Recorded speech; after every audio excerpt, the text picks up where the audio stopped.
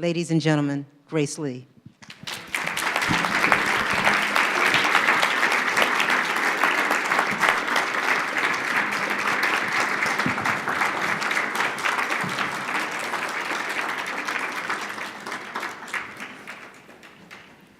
I am a very old woman. I was born nearly 100 years ago in the second decade of the 20th century, and I'm still around with most of my marbles in the second decade of the 21st century. I'd like to tell you in these few minutes why I'm so proud to be a Detroiter.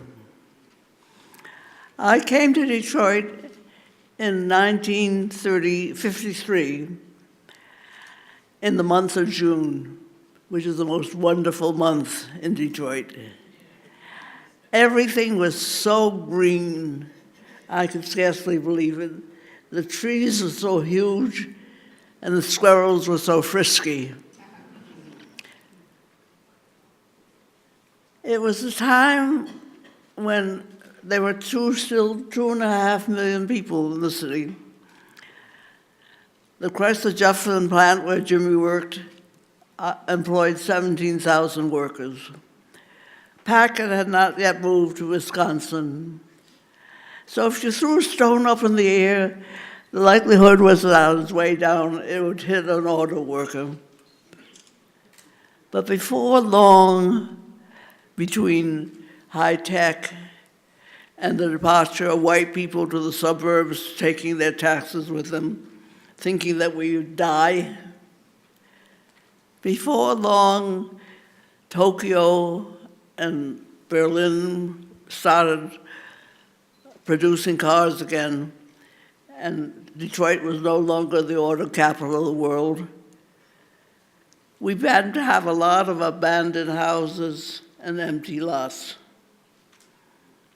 And people thought, as Brooks Adams said, that Detroit would die. But we didn't die. What happened was that the black people, mainly who had come from the South, looked at those vacant lots not as blight, but as promise. They saw there the possibility of growing food for ourselves and of community gardens. And before long, Detroit became the urban agricultural capital of the country. And what's been happening is that people have been coming from all over the world to see what we're doing in Detroit. They know that in Detroit, we are creating the alternative to the planetary extinction that people are now talking about. And I'm so proud. And I think whenever we go places and people ask us where we're from, we should say we're from Detroit.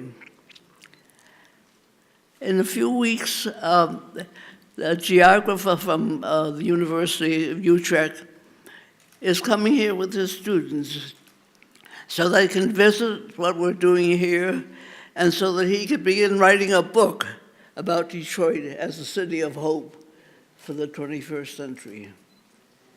It's an amazing experience to go from blight to promise, to be a beacon of hope for all the world. And I think we should all be proud of that and understand that being a Detroiter is a matter of hope and promise, and that the world is looking to us, because what we have done is we've stopped growing our economy and we're growing our souls. I've had the most amazing experiences over the last few months, actually, in New York and in the Bay Area.